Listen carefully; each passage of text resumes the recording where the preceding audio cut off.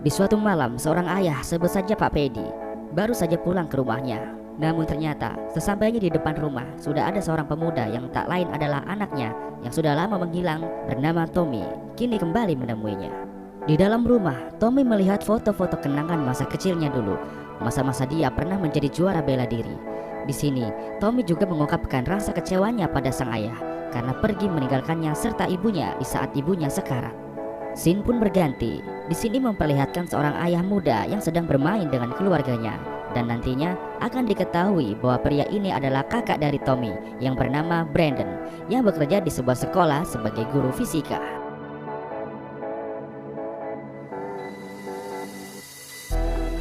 Berlanjut berganti di sebuah pagi, Tommy pergi ke sebuah gym pelatihan MMA. Di sana dia melihat seorang petarung MMA kelas menengah yang sedang menghabisi lawannya dan kembali mencari lawan yang berani melawannya bertarung.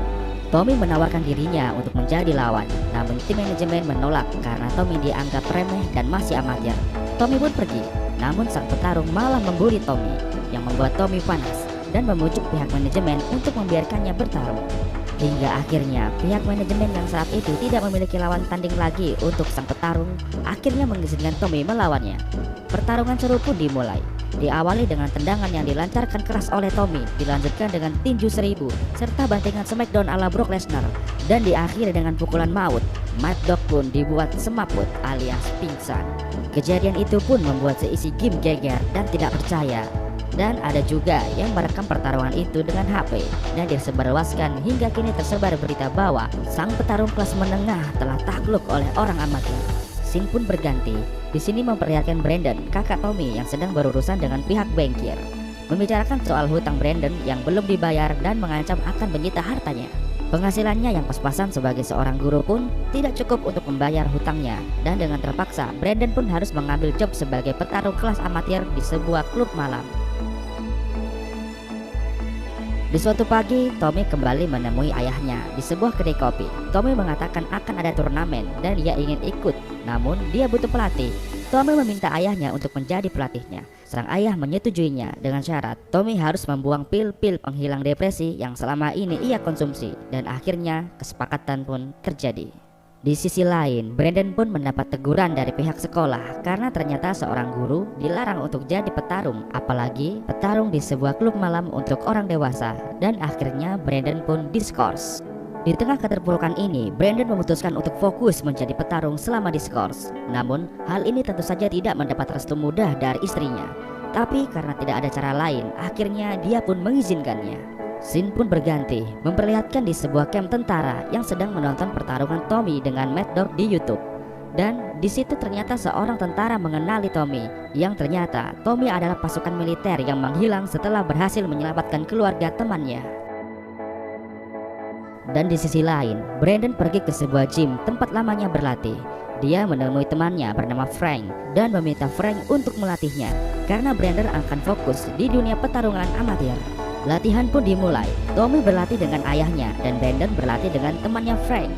Brandon sudah memulai pertarungan di dunia petarung amatir, sementara Tommy masih harus mempersiapkan diri untuk pertarungan UFC kelas menengah dunia.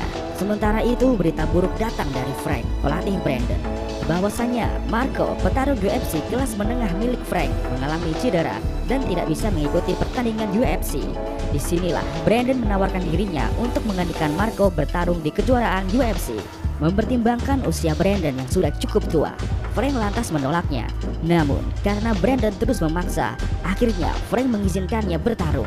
Namun istri Brandon yang mengetahui hal itu pun langsung tidak menyetujuinya karena ia menganggap kelas ini terlalu berat untuk Brandon. Dan akhirnya Brandon pun harus pergi bertarung tanpa restu dari istri tercinta. Di sebuah malam, akhirnya Tommy dan Brandon pun bertemu. Namun percekcokan justru terjadi dengan mereka. Ini dikarenakan kekecewaan Tommy karena dulu Brandon juga ikut meninggalkan dirinya beserta ibunya dan memilih ikut bersama ayahnya. Dan keesokan malamnya, pertandingan UFC pun dimulai.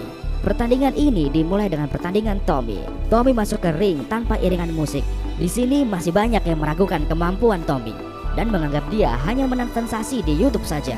Karena tersebar kabar bahwa Tommy berhasil menjebol tank dengan pukulannya, dan itu tentu sulit dipercaya. Di pertandingan pertama ini, Tommy akan melawan Francisco Barbosa. Dan saat pertandingan pertama dimulai, hanya dengan satu pukulan geledeknya, Tommy langsung bisa menumbangkan Francisco Barbosa sampai pingsan. Lalu Tommy langsung meninggalkan arena tanpa menunggu pengumuman pemenang dari juri. Selanjutnya beralih ke pertandingan Brandon. Berbanding balik, di sini Brandon harus bersusah payah melawan Mike Knight. Brandon dihajar habis-habisan di sini, mulai dari tendangan, pitingan sampai bantingan. Namun di ronde kedua, dengan sekuat tenaga, Brandon berhasil membanting Mike Knight. Dan dengan doa istri tercinta, Brandon berhasil memiting tangan Mike Knight hingga akhirnya Mike Knight menyerah dan Brandon berhasil meraih kemenangan pertamanya di UFC. Pertandingan kembali berlanjut, perlihatkan Koba dan Mad Dog juga memenangkan pertarungannya. Dan pertarungan semakin seru. Kini Brandon masuk ke partai kedua dan dia kembali menang. Begitu juga dengan Tommy. Lagi-lagi dia bisa mengalahkan lawannya hanya dengan satu ronde di pertandingan keduanya.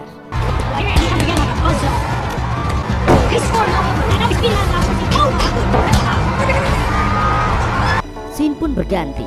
Di sini memperlihatkan Tommy yang sedang dihampiri ayahnya di sebuah tempat main dingdong. Ayahnya menanyakan apa saja yang terjadi selama ini di kehidupan Tommy, sekaligus meminta maaf dengan masa lalu. Namun Tommy malah marah dan tidak memaafkannya. Tentu saja hal ini membuat sang ayah sedih dan pergi meninggalkannya.